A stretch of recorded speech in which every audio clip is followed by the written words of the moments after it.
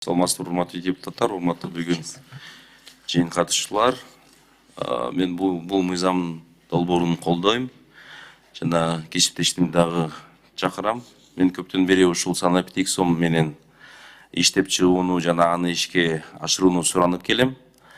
Эмне себептен бүгүн биз бул багыттарды, реалдуу кадамдарды көрүп жатабыз да. Ошондо биргеликте 1-2-3 суроолорум бар да. Мелис мырза, биздин шайлоочуларга ушул санариптик сом конкреттүү банк эсебиндеги каражаттан же электрондук акчадан эмнеси менен айырылмалат да? Экендигин жөнөкөй сөз менен кыска маалымат берсеңиз.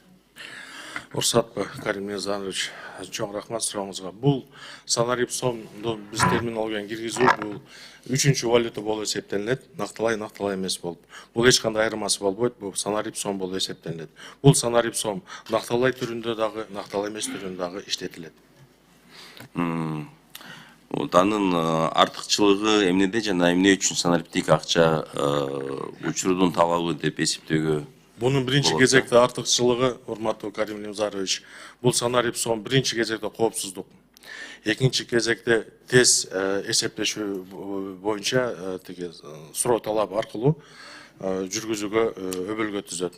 Мындан сырткары дагы бул санарип сомдон азыр мына көп жерде кээ бирки кредит бергенде башка болгондо бир кандайдыр бир терс көрүнүштөр эме болуп атат. Ошол себептен бул санариптик сом эгерде мыйзамды кабыл алып берсеңиздер, киргизсек, ошол платформада иштеп чыгып, бул санарип сом коопсуздук жагын аябай чоң деңгээлде болот. Себеби бул блокчейн негизинде түзүлөт.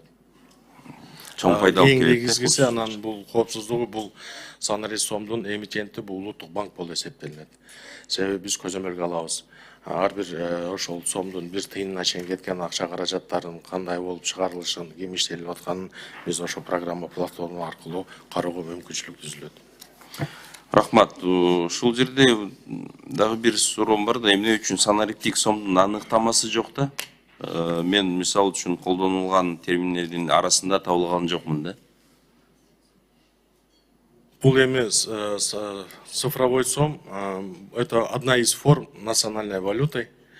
Так мы определили определение цифрового сома. А это третья форма национальной валюты. В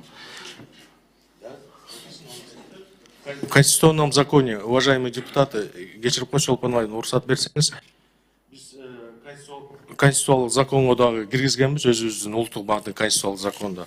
Ушул конституциялык законда биз именно ушул санарип сом деген эмне 22-чи беренеге, ошондой санарип сомдун эмиссиялоо боюнча, санарип сомдун жүргүзүлүшүн уюштуруусу боюнча биз ошол өзүбүздүн улуттук банктын конституциялык мыйзамына өзгөртүүлөрдү сунуштаганбыз.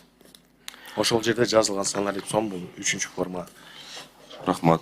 Анан ушул жерде эл аралык тажрыйбага кыскача токтолуп кетсеңиз, ушул жерде сиз салыштырма кылдыңызбы, санариптик валюта кайсы өлкөлөрдө ийгиликтүү практикаларында жатат да?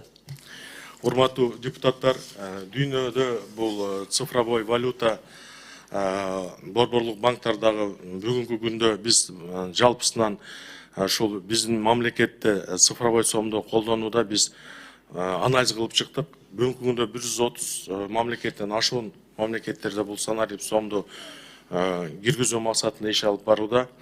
Бүгүнкү күндө 4 эле мамлекетте бул толук ишке киргизилген. Бирок биз мыйзам долбоорунда биз сунуш кылып жаткандай, урматтуу депутаттар, ал жерде биз бүгүнкү күндө акчанын 5 функциясы болсо, ошо 5 функциясы камтыган камтуу максатына биз ушул программабызды түзгөнбүз.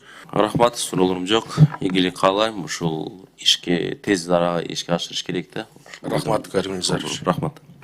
Рахмат. Кийинки сөз Гүл Ахматқуловнада. Рахмат Чолпон-Алыевна. Скажите, пожалуйста, у меня вот такой четкий один вопрос. С какой целью вводится цифровой сом?